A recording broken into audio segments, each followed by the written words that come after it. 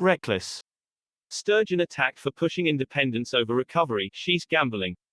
Nicola Sturgeon is gambling Scotland's economic recovery with her pledge to hold an independence referendum in the next 2 years, opposition leaders have argued. This week, Ms. Sturgeon reiterated her desire to hold an independence vote within the next 2 years if her party wins a majority in Holyrood, in what some opposition leaders have called a reckless plan for the country.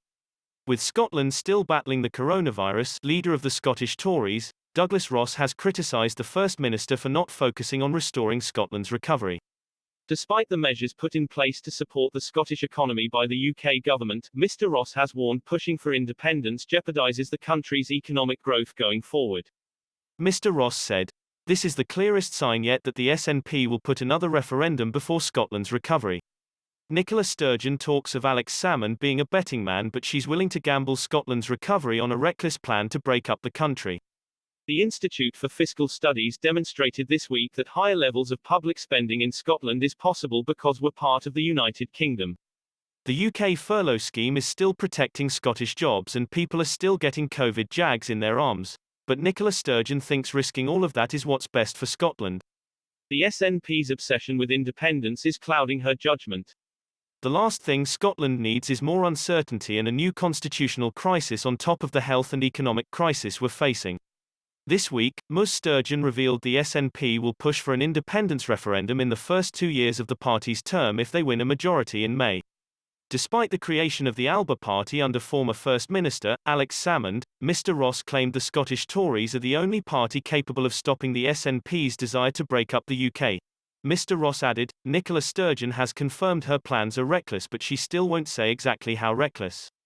The SNP haven't ruled out a 2021 referendum or working with Alex Salmond's party if they get an independent supermajority. Only the Scottish Conservatives have the strength to stop an SNP majority and stop their push for another divisive referendum while Scotland is still recovering from the COVID pandemic. This week, Ms. Sturgeon claimed Scotland must prepare for independence and use that to guide the country's recovery going forward. Within the Scottish Parliament, the SNP holds 61 seats but is expected to gain even more in May's local election. Armed with any possible majority, Ms. Sturgeon will push for an independence referendum despite Boris Johnson rejecting her requests to do so. The First Minister added, "What I am saying is that if we are out of the COVID crisis, then I would want to see an independence referendum be in the first half of this Parliament because as we recover from COVID, it's really important that we have the powers and the decision-making here in Scotland to ensure that we have the kind of recovery a majority want."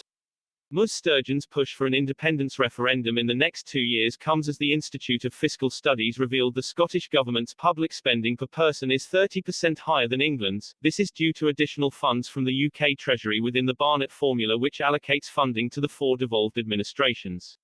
The report from the Institute also revealed Scotland will receive more funding per person to tackle the coronavirus pandemic than what is being spent in England. Commenting on Ms. Sturgeon's plan, leader of the Scottish Lib Dems, Alistair Carmichael said, Nicola Sturgeon has once again made it very clear that her only priority this election is another independence referendum. This is not what Scotland needs. Scotland needs a needle-sharp focus on green and secure jobs, a plan to help education bounce back and supporting the NHS and mental health. Scottish Liberal Democrats want to put recovery first. We want to make sure Scotland can flourish again after the pandemic and that everyone will be able to thrive.